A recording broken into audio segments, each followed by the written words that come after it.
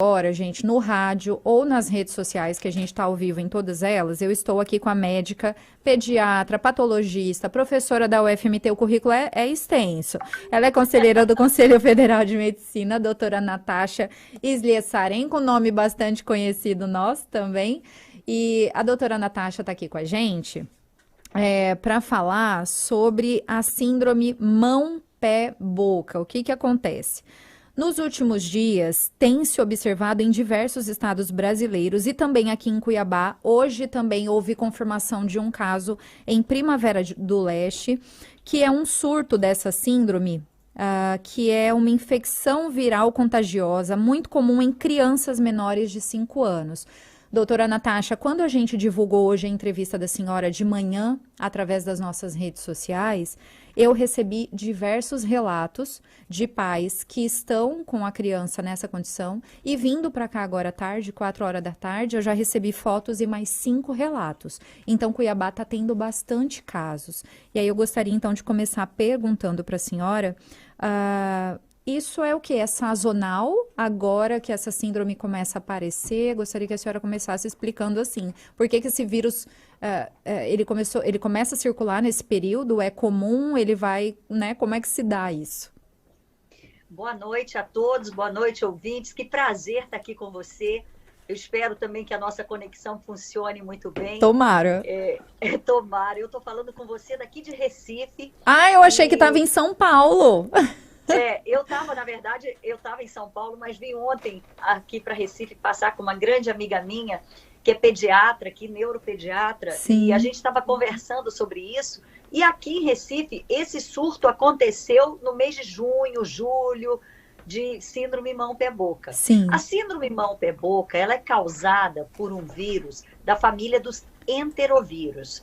Enterovírus, como o próprio nome já diz, entero é uma coisa que está relacionada a intestino, né? Sim. Então, tem vários enterovírus. Os mais conhecidos são o Coxsackie, o ecovírus e o vírus da poliomielite. Para vocês terem uma ideia, o vírus da poliomielite é também um enterovírus, tá? Só que dá manifestações clínicas muito diferentes e, graças a Deus, a gente tem aí vacina para poliomielite e a gente aí estava praticamente livre da poliomielite, mas infelizmente voltaram a acontecer alguns casos por causa da baixa cobertura vacinal nos países próximos aqui. Mas vamos voltar aqui à nossa pergunta. Você me perguntou, então, como é que acontece a síndrome mão-pé-boca? Por que está acontecendo esses casos? Na verdade, ela tem aí a sua frequência. Normalmente os casos são mais intensos no outono ou no verão. Aí no Mato Grosso a gente não tem as estações muito bem definidas, né? Porque é sempre verão o tempo todo, né? Verdade. Eu sempre digo que são 2 estações, a da chuva e fora da chuva. Né? Então, a gente está na chuva agora. Agora a gente está na chuva. Então aí predominam mais os casos de dengue, de chikungunya, por causa do acúmulo de água. Mas a síndrome mão-pé-boca, em geral, ela acontece mais nos meses do verão ou do outono, tá? Então, normalmente a gente vê muitos casos, tá? Muitos. Mas agora realmente teve um surto aí no Brasil como um todo. A gente teve, assim, aqui, eu estava conversando com essa minha amiga, aqui em Recife nós tivemos aí mais para o meio do ano. Várias capitais já descreveram, a vigilância sanitária já emitiu alerta em várias cidades.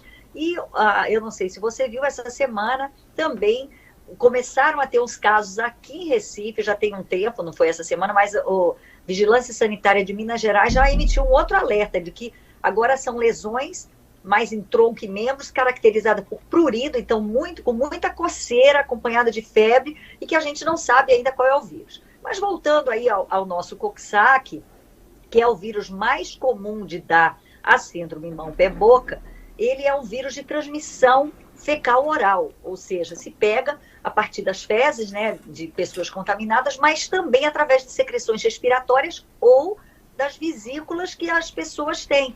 Então, caracteristicamente, essa síndrome, como o próprio nome já diz, é mão, pé e boca. Então, ela comete a mucosa oral, ela dá máculas, assim, manchinhas vermelhas, pode vir em vesículas, ou até lesões, muitas vezes, já com erosão na boca, na mão e no pé. E, caracteristicamente, chama atenção porque são raras as doenças que acometem a palma da mão e a planta dos pés. Raras.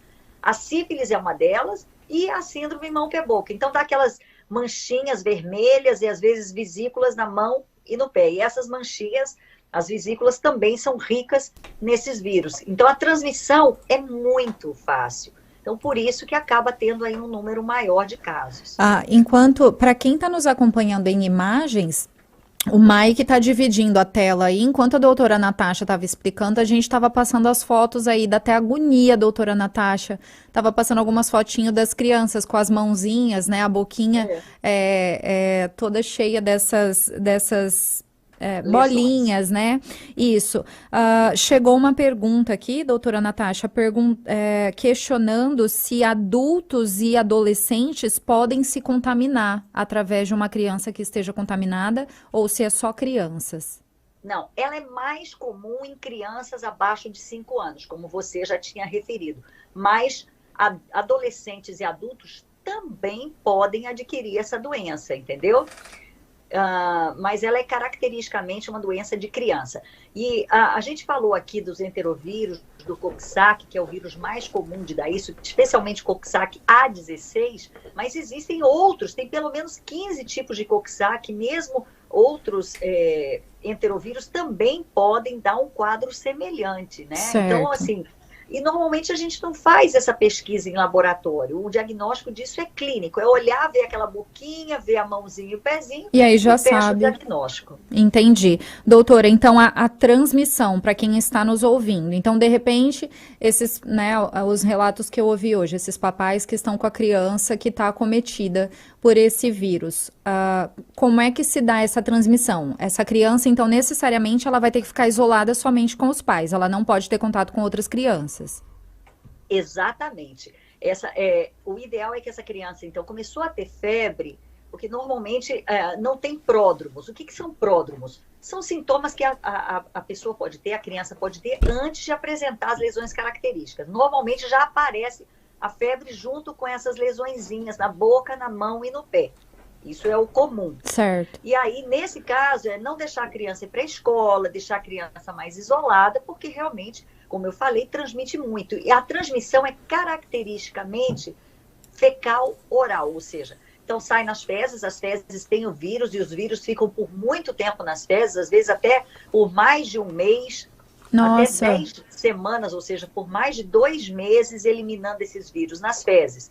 E aí, o que acontece? A criança elimina os vírus nas fezes, aí na hora de sair do banheiro não lava as mãos, e aí acaba, então, podendo contaminar. Mas não é só as fezes, através de secreções respiratórias e também através da secreção dessa aguinha que tem dentro dessas bolinhas, na boca, na mão e no pé. E não é só na boca, caracteristicamente tem na boca, na mão e no pé, mas pode ter ali no bumbum da criança, na perninha, entendeu? E é importante se fazer o diagnóstico com outras doenças que também dão esse quadro. Então, a gente tem, por exemplo, a varicela, que é a catapora. Dá um quadro muito parecido. Muito. Só que as lesões são mais extensas, né? No corpo. Mais no corpo todo. Aí, em 24 horas já está no corpo inteiro, diferente do sarampo que começa aqui na cabeça e vai evoluindo para os pés, a varicela começa em qualquer lugar e se caracteriza aí pelo pleomorfismo das lesões. Enquanto tem umas lesões ainda só a manchinha vermelha, outra já está aquela crostinha, feridinha, tem outras com bolinha, tem outras que é uma bolinha, outras que estão já com um puizinho, que a gente chama de pústula. Então tem esse pleomorfismo, umas lesões ainda na forma de manchinha, outra já crostinha, a feridinha. Então esse pleomorfismo das lesões caracterizam a varicela. E hoje as crianças tem de graça a vacina de varicela no posto, né? A vacina da varicela é dada aos 15 meses de idade, junto com a vacina a segunda dose da rubéola, sarampo e cachumba. Então, a varicela é uma doença que é prevenível pela vacina, entendeu? Então, isso é extremamente importante e ajuda a prevenir a doença. Outra doença também que pode parecer a síndrome mão-pé-boca é a gengivite-estomatite herpética. O herpes é um outro tipo de vírus e que dá aquele monte de aftazinhas na boca, a criança fica babando, mas aí é só na boca. A prima infecção faz essa gengiva estomatite herpética. E aí depois ela melhora e aí fica aparecendo aquele herpes na boca. Então a recrudescência ela fica recidivando na forma de herpes. Então essas são doenças que o pediatra precisa ver. Então toda vez que a criança tiver com febre e lesões aí na boca ou na pele, precisa se levar no médico, o médico poder fazer o diagnóstico, tentar entender o que é. Mas na vigência de surto, como a gente está tendo, então até que se prove o contrário, é síndrome de mão, pé, boca mesmo. Doutora, chegou um outro questionamento perguntando assim, o meu filho está contaminado com o vírus e ele sente muita coceira. Existe uma forma da gente evitar que a criança coce? Olha só, não é comum a síndrome mão, pé, boca coçar. Nem coçar, nem doer. Então, lembra que eu falei aí no início que está tendo uma outra doença também com muito lesões de parecida. pele, mais no tronco e em membros, com muita coceira? Então, de repente, pode ser até uma outra coisa. O que é que a gente faz, mãezinha, para as crianças não coçarem? É muito difícil. Então, normalmente, a gente pode dar um antihistamínico, que é aqueles remédios antialérgicos, ajudam bastante. Tem talco mentolado, que ajuda a passar assim na pele, que refresca, botar a criança para tomar banho fresquinha, deixar a criança sem roupa, ou no máximo com uma camisetinha assim de alcinha, de algodão. Porque se a gente coloca muita roupa, vai acabar provocando mais coceira, abafando, né, doutora? Né? Então, o uso de antihistamínico, que é antialérgico, dar mais banho fresquinho na criança, usar talco mentolado, roupa mais de algodão ou sem roupa, e também deixar a unha da criança bem curtinha, para evitar que a criança esteja com a unha comprida, e aí coce e dá uma infecção secundária. Então, acaba complicando com uma infecção secundária. Então, isso é um outro cuidado importante, mas não vai dar remédio sem passar no médico, mãezinha. Eu falei aqui do antihistamínico, do antialérgico, mas é importantíssimo passar no médico para o médico avaliar, ver a dose que dá, porque a mãe do priminho já deu, então vou dar a mesma coisa. Não, a dose varia conforme o peso da criança. É muito importante que a gente saiba que em pediatria a criança não é um adulto em miniatura.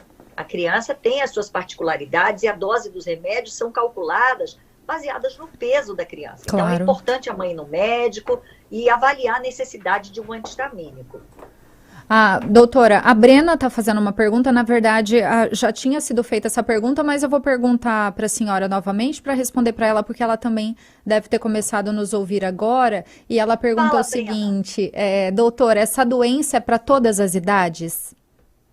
Então, classicamente, é mais frequente até os 5 anos de idade, mas ela pode acometer qualquer idade. Então, em geral, abaixo dos 5 anos, mas pode acometer adolescentes e adultos. Tá. E tem que ter cuidado com os imunodeprimidos, hein, gente? Imunodeprimido é aquele paciente que toma remédio, por exemplo, é um asmático grave, então toma corticoide, ou fez um transplante, ou tem por exemplo, tem uma doença renal, tem uma síndrome nefrótica, uma síndrome nefrítica, toma corticoide. Então, essas crianças, elas fogem do habitual. Então, elas podem, em qualquer idade, ter essas manifestações clínicas e, em geral, podem ser mais graves. Doutora, tá tendo bastante questionamento aqui. Ainda bem Vamos que lá, os pais... Para isso. É verdade. Ainda bem que os pais estão participando também para tirar dúvida. E uma mãe, ela fala assim, bom, doutora, meu filho não foi contaminado, mas tenho receio de levá-lo para a escola e ele acabar se contaminando. A senhora acha que é recomendável levar as crianças para a escola nesse período em que o vírus está circulando? Então, olha, a gente já ficou tanto tempo sem escola, né, mãezinhas? Eu acho que, assim, nossas crianças já foram tão penalizadas. Qual a idade do seu filho? Eu acho que tem que ponderar, ver a idade da criança. Criança menorzinha, criança abaixo de 2 anos, ela fica mais em contato uma com a outra, põe a mão na boca uma da outra. Então, aí realmente, o risco é maior. Mas, se é uma criança maior, que entende mais, é orientá-la. Para ela ficar, hoje estão usando máscaras, né? Acima de 2 anos usa máscara, então para ela usar máscara, a máscara vai proteger da Covid e vai ajudar também da síndrome mão-pé-boca, assim, de qualquer outra doença de transmissão aí, fecal-oral e até mesmo de transmissão respiratória. Sim. Então, a lavagem frequente das mãos, que também é uma medida para a COVID, é uma medida extremamente importante para evitar a síndrome mão-pé-boca. Então, para essa mãezinha que perguntou isso, a recomendação é: qual a idade do seu filho? Como é que ele está? 5 aninhos.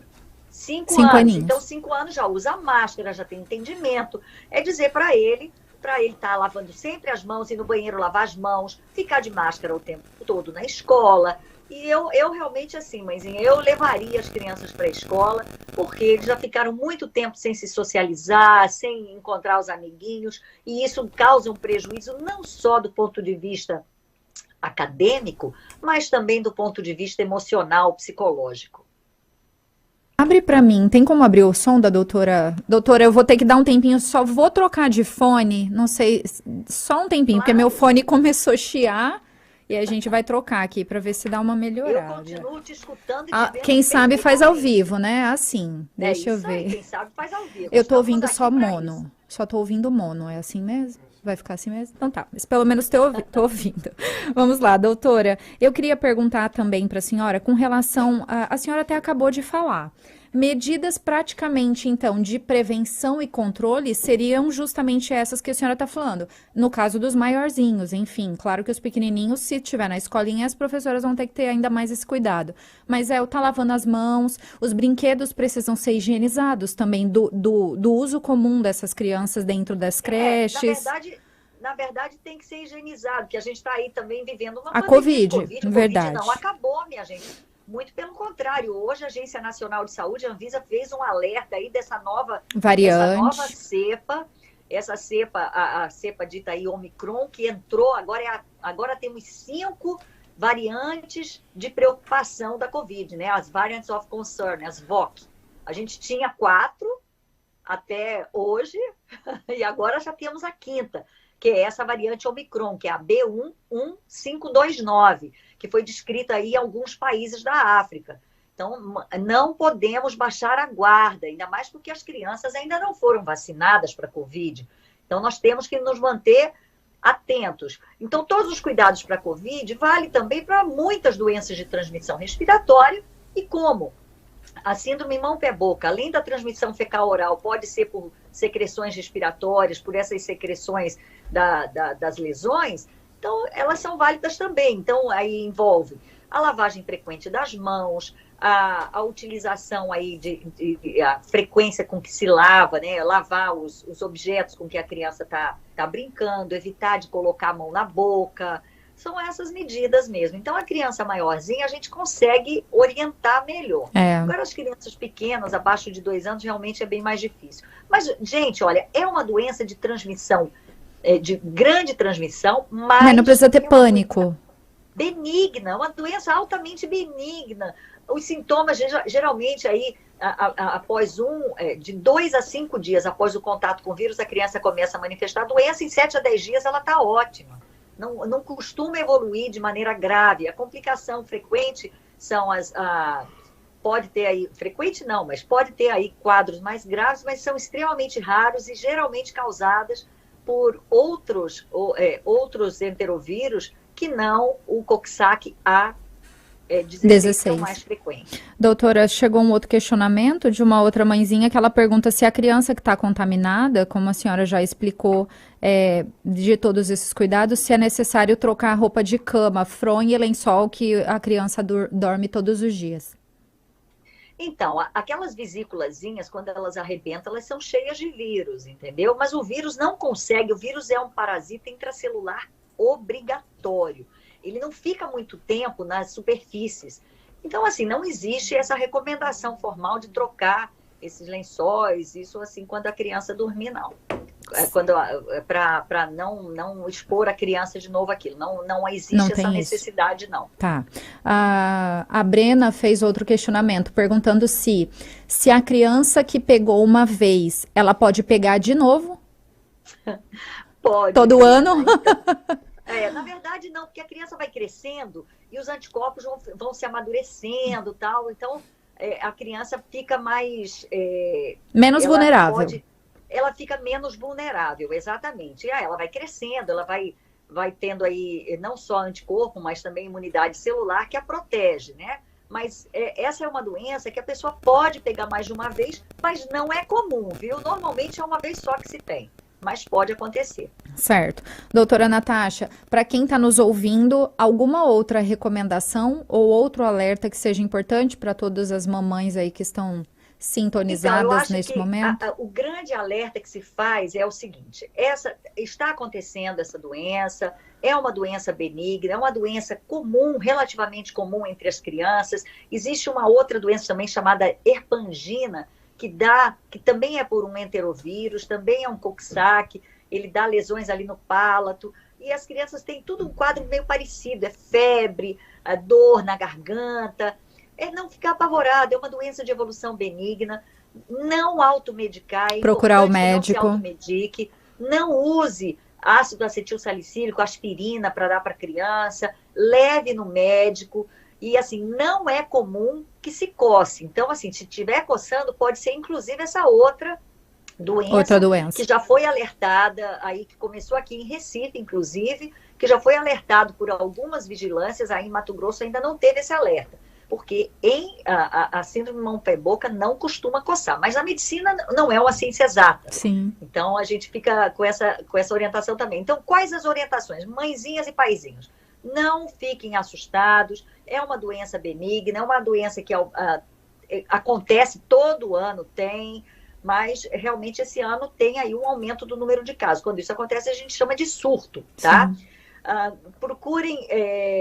deixar o seu filho, começou a ter febre, não levar para a escola, avisar a escola, levar no médico, para o médico examinar, não se automedique, não automedique as crianças e vamos ter tranquilidade, gente. Outra coisa que é muito importante, mantenham o cartão de vacina das crianças atualizado. Dia.